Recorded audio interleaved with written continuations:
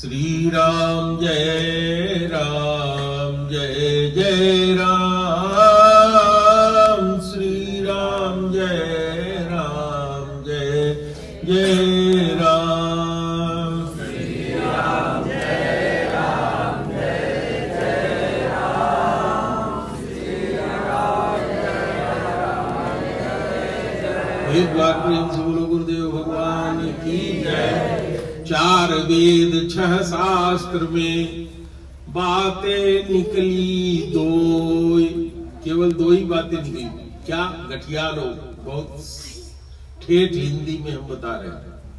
तो चार वेद छह शास्त्र में बातें निकली दो, दुख दिए दुख होत है, सुख दिए सुख होय। प्रेम से बोलो गुरुदेव भगवान की जय। ये निचोड़ है, सारे वेद शास्त्र दर्शन सबका यही निचोड़ है। अगर अपने जीवन में किसी को सुख दे रहे हो तो तुम भी सुख पाओगे, और अगर तुम्हारे शरीर से, तुम्हारी वाणी से, तुम्हारे व्यवहार से, आचरण से दुख पहुंच रहा है तो ये जान लो कि हम अपने लिए दुख बो रहे हैं। बोया पेड़ बबूल का तो आम कहां से होए। तो कुछ जानने की आवश्यकता नहीं है, सब राम में ही समाया है। राम नाम के दो अक्षर में सब सुख शांति समाई, भजो रे मन राम नाम सुखदाई। राम अपने इस नाम में सारी शक्ति के साथ बैठे हुए हैं। नामी, नामी कौन है? राम। राम का नाम है, वही नामी है, इसी नाम से जाने जाते हैं। नाम और नामी में कोई अंतर नहीं होता। जैसे अगर अब मैं बुलाऊंगा जगदीश चौहान तो जगदीश चौहान तुरंत खड़े हो जाएंगे, हाँ गुरुजी हम हैं। तो ऐसे जैसे आप राम कहते हैं, राम जी तुरंत वहां उपस्थित हो जाते हैं। हमारे अंदर देखने की क्षमता नहीं है। क्यों? क्योंकि हमारी आंख माया की है, हमारा शरीर माया से बना हुआ है, और भगवान कैसा है? दिव्य है। तो जब तक प्रभु या गुरु की कृपा से हमको दिव्य दृष्टि नहीं मिलेगी, तब तक हम उस प्रभु को देख नहीं सकते। हमारी ये चक्षु की आंखें दिव्य प्रभु को नहीं देख सकते। चिदानंदमय देह तुम्हारी, जान ही तुम ही जान अधिकारी। भगवान का देह और भगवान स्वयं चिदानंद है, चिन्मय है। इस माया के शरीर से, माया की आंख से, माया की वाणी से अब उनको न जान सकते हैं, न उनके गुण का वर्णन कर सकते हैं, न देख सकते हैं।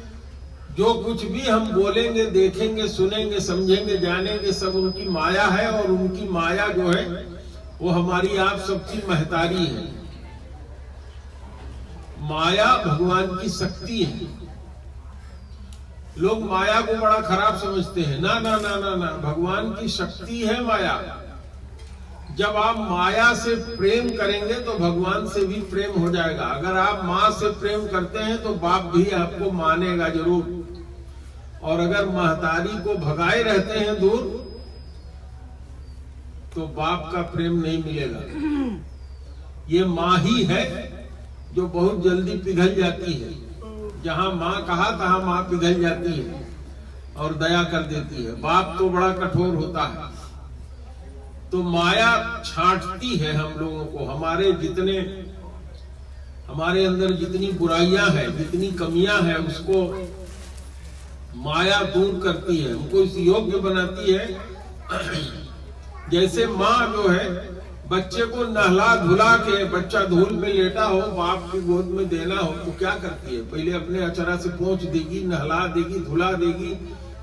उसकी जितनी गंदगी होगी सब साफ करके बढ़िया कपड़ा पहना के तब बाप के गोद में दे देती है। सही कह रहा हूं मैं, गलत कह रहा हूं? अगर सही है तो हाथ उठाइए।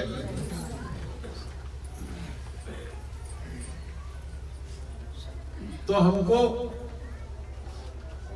जितना प्रेम भगवान से करना चाहिए उतना ही प्रेम उनकी माया से करना चाहिए। आजकल लोग कहते हैं, पहले से कहते चले आए हैं, रुपया पैसा को लोग कहते हैं कि माया, माया में फंसे। तो माया में फंसे रहिए, उससे अगर आप दूर होना चाहेंगे तो न तो माया ही मिलेगी और न राम ही मिलेगा। दुविधा में दो गए, माया मिली राम। आजकल लोग कहते हुए सुनने में आ जाते हैं कि रुपया तो सब कुछ नहीं है, भगवान नहीं है, लेकिन उसी के पीछे लोग कह देते हैं कि भगवान से कम भी नहीं है, बिना उसके कोई काम चलता भी नहीं है। तो इसका मतलब क्या होता है? भगवान और उनकी माया दोनों अलग अलग नहीं है। भगवान ने कहा है कि जो मेरी माया से मुक्ति चाहे वो मेरे शरण में आ जाए। तो मेरे शरण में आने मात्र से ही माया मेषाम तरंतिते, मेरी माया से उतर जाता है, मेरी माया छोड़ देती है। अभी आप लोगों ने रामायण में करते हुए उत्तरकांड में पढ़ा होगा, माया खलु नर्तकी बेचारी। भक्ति भगवान को बहुत प्यारी है। अब जब भगवान की भक्ति मिल जाती है तो माया अपने आप दूर खड़ी रहती है, देखती रहती है। लेकिन ये माया ही है जो हमको भक्ति की तरफ ले जाती है। तो माया से दूर होकर अगर आप चाहें कि भक्ति मिल जाए, नहीं मिलेगी। तो वर्मा जी ने हमसे कहा था, आप लोगों ने भी अनुरोध किया था, तो जो 9 योगेश्वर आए थे उनके बारे में जितना सुंदर ढंग से वर्मा जी ने समझा दिया, कम शब्दों में उतने ढंग से मैं भी समझा नहीं पाऊंगा। इसलिए आप लोग सब वर्मा जी के लिए फिर से ताली बजाइए। ये 9 योगेश्वर थे, कवि, हरि, अंतरिक्ष, प्रबुद्ध, पिप्पलायन, आविर्होत, दुर्मिल, चमस और करभाजन। तो 6 लोगों का वर्मा जी ने बता दिया। 7वें योगेश्वर की जब बारी आई थी तो राजा निमि किसी योगेश्वर से पूछते नहीं थे, वो अपना प्रश्न रखते थे। और 9 भाई बहुत भगवान के बहुत प्यारे थे, बहुत बड़े भक्त थे, योगेश्वर थे, सब कुछ जानते थे। तो ये सब देखते थे कि एक बोल लिया तो दूसरा जबरदस्ती उसमें कूदता नहीं था, कोई भी उसमें से बोल दे। तो जब राजा निमि ने पूछा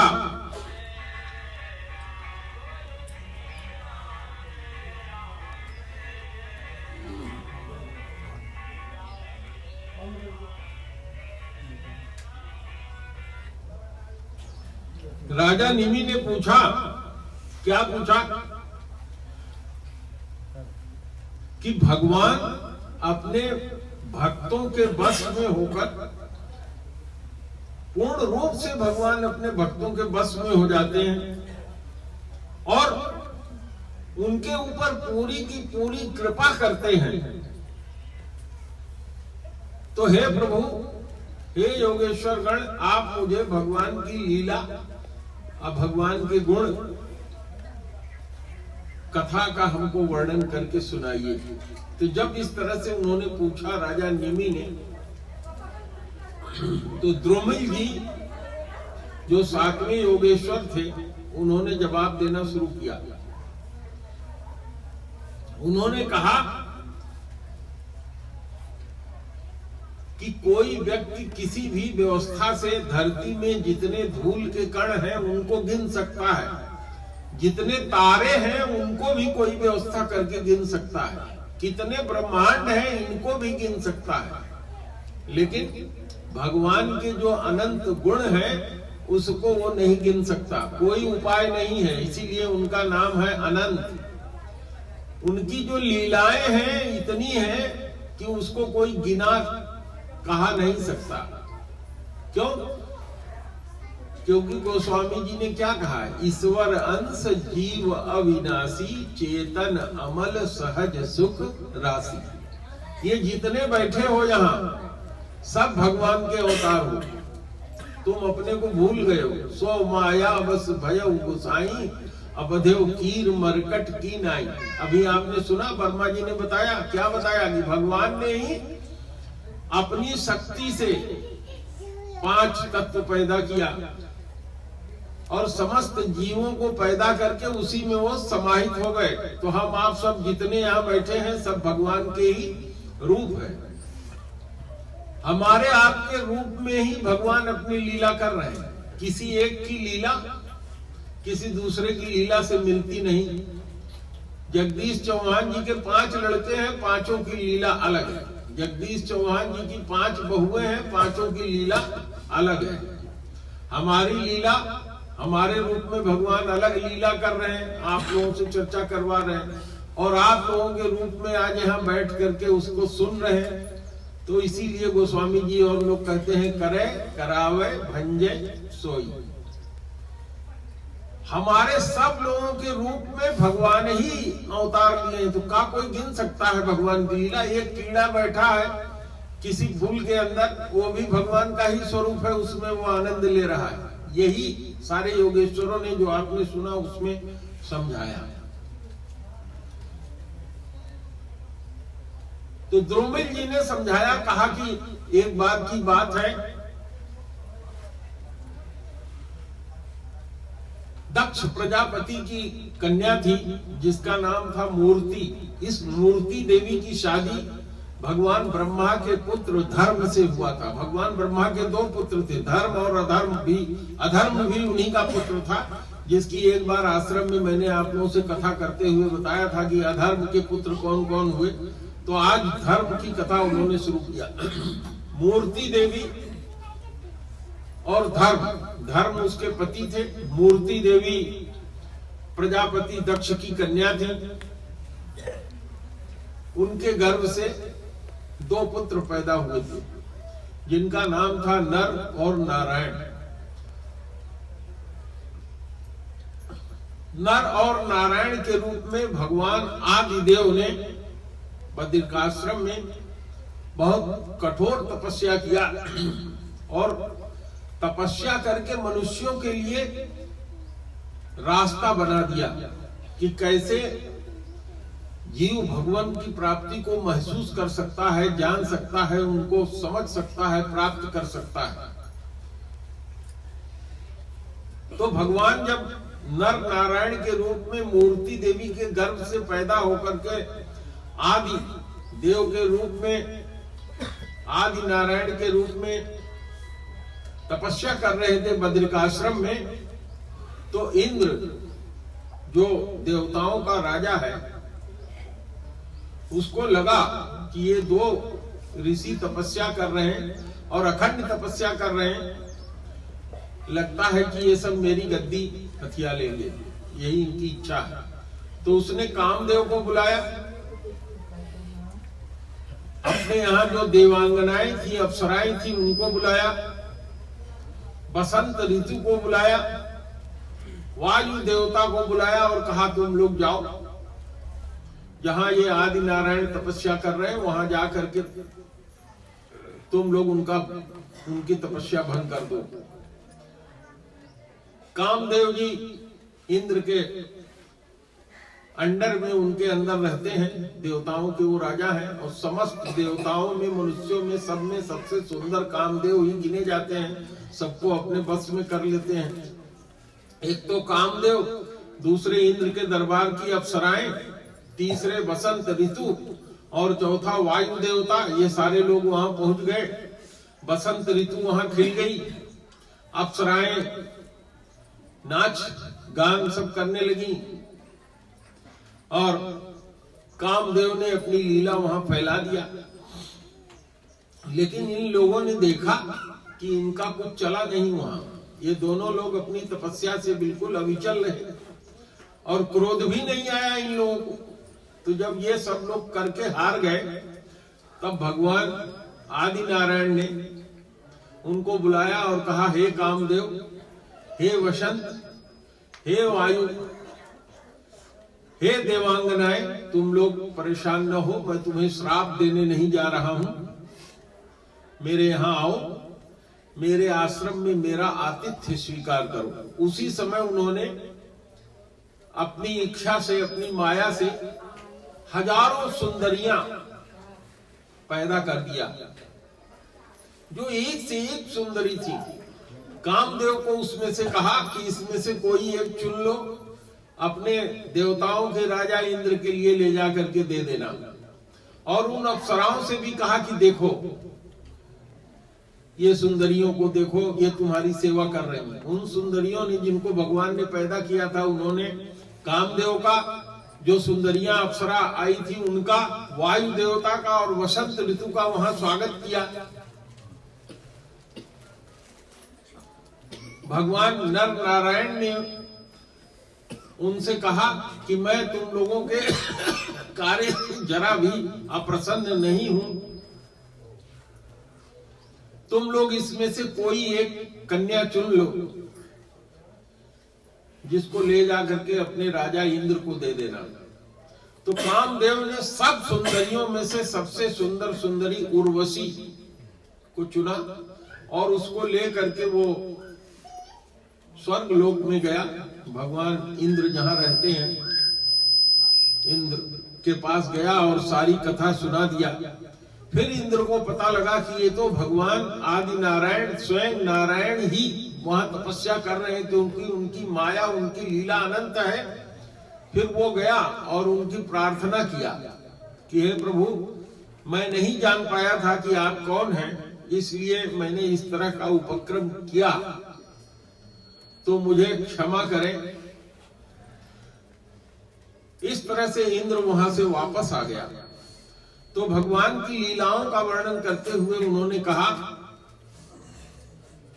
कि भगवान ने 24 अवतार लिए हैं, और 24 अवतार ही नहीं, मैंने जैसा आप लोगों से बताया कि भगवान के अनंत अवतार हैं।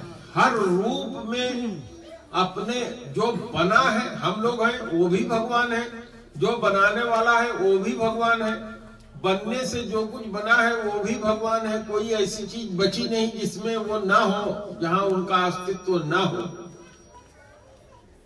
तो ऐसे भगवान का वर्णन कौन कर सकता है? कहां वाणी पहुंच सकती है? कहां आंख उनको देख सकती है? इस तरह से आविर्होत्र जी ने उन्हें समझाया और भगवान के सारे अवतारों के बारे में थोड़ा थोड़ा सा गुण और उसका वर्णन किया। और उन्होंने कहा कि भाई, उस समय तक भगवान कृष्ण पैदा नहीं हुए थे, तो आविर्होत्र जी ने कहा कि आने वाले समय में वही नर और नारायण, अर्जुन और श्री कृष्ण के रूप में पैदा होंगे, जो इस धरती पर आए हुए समस्त राक्षसों का नाश करेंगे और यज्ञ की व्यवस्था स्थापित होगी। उन्होंने आगे कहा कि जब यह यज्ञ की व्यवस्था स्थापित हो जाएगी, लोग मांसाहारी हो जाएंगे, समाज में अहिंसा को भूल जाएंगे, हिंसा का बोलबाला हो जाएगा। यज्ञ का मतलब यह होता है कि उस यज्ञ में जो यज्ञ पशु हो उसको केवल छू दिया जाए। लेकिन लोग कहां तक उतर आए थे कि उस पशु की हत्या करना, नरमेध यज्ञ करना, उसको काट के बना करके खा जाना, प्रसाद के रूप में ग्रहण करना, इस तरह की कुरीतियां व्याप्त हो गई थी। इसके लिए उन्होंने बताया कि भगवान स्वयं बुद्ध के रूप में अवतार लेंगे और उस अपने अवतार में वो वेदों को नहीं मानेंगे और अहिंसा का प्रतिपादन करेंगे। और सबसे अंत में उन्होंने बताया कि भगवान कलयुग में कल्कि का अवतार लेंगे और उस समय धरती पर जो व्याप्त नाना प्रकार की बुराइयां होंगी उसको वो आकर के दूर करेंगे। इस तरह से उन्होंने द्रौपदी जी ने समझाया। तो अब हम लोग फिर एक बार भगवान का नाम लेकर के समाप्त करेंगे, उसके बाद 5 मिनट का ध्यान होगा। श्री राम जय राम, जय जय राम, श्री राम जय राम, राम जय राम, जय एक बार प्रेम से बोलो गुरुदेव भगवान की जय। इस तरह से अब हम लोग